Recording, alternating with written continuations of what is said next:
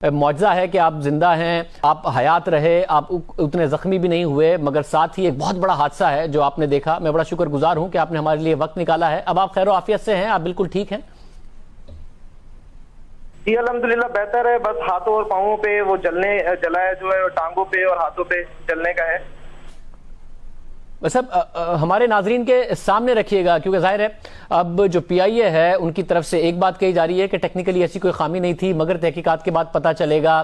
साथ ही बहुत सारी लोग बहुत सारी बातें कर रहे हैं। आप जहाज के अंदर मौजूद थे जब जहाज ने सफर शुरू किया, उसके बाद ये कहा गया कि जहाज एक दफा लैंड करने जा रहा था, मगर उसे वो लैंड नहीं कर सका और उसने दोबारा एक चक्कर काटा, और फिर जब वो दोबारा लैंड करने के लिए आ रहा था तो अचानक मीडिया की कॉल हुई। क्या हुआ, आपने क्या देखा एग्जैक्टली? फ्लाइट जो है चली है 1 बजे लाहौर से, और मामूल के मुताबिक जो है वो सही चल रही थी, सारी चीजें सही थी।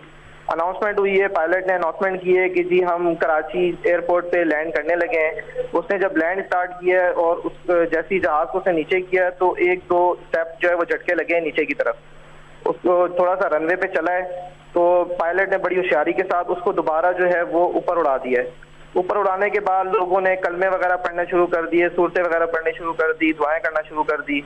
उसके बाद 10 से 15 मिनट तक जहाज ऊपर ही वो उड़ाते रहे हैं, और उन्होंने फिर एक सेफ जगह देख के जहां पर कोई रश नहीं था, उन्होंने कहा कि जी मैं लैंडिंग करने लगा हूं। उन्होंने दोबारा अनाउंसमेंट की है, बड़ी कोशिश की उन्होंने कि अनाउंसमेंट की करके कि मैं लैंड करूं इसको, लेकिन इन केस वो जो भी हुआ है क्रैश हो गया है।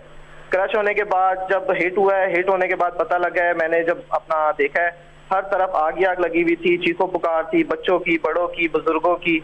तो मैंने अपना सीट बेल्ट खोला है, सीट बेल्ट खोलने के बाद मैंने इधर उधर देखा है तो मुझे एक तरफ रोशनी नजर आई, तो उस रोशनी को देखते हुए मैं बाहर निकला हूँ। बाहर निकलने के बाद मैंने 10 फीट हाइट की जंप मारी है नीचे, और इस तरह मैं बाहर आया हूँ। फिर मुझे जिना अस्पताल लेके आ गए और अभी इस टाइम मैं सिविल हॉस्पिटल में हूँ। जब पहली दफा अनाउंस किया और लैंड नहीं कर सके और फिर चक्कर लगा के वापस आए, और जो दूसरी दफा अनाउंस किया, इसके दरमियान कितना टाइम लगा? तकरीबन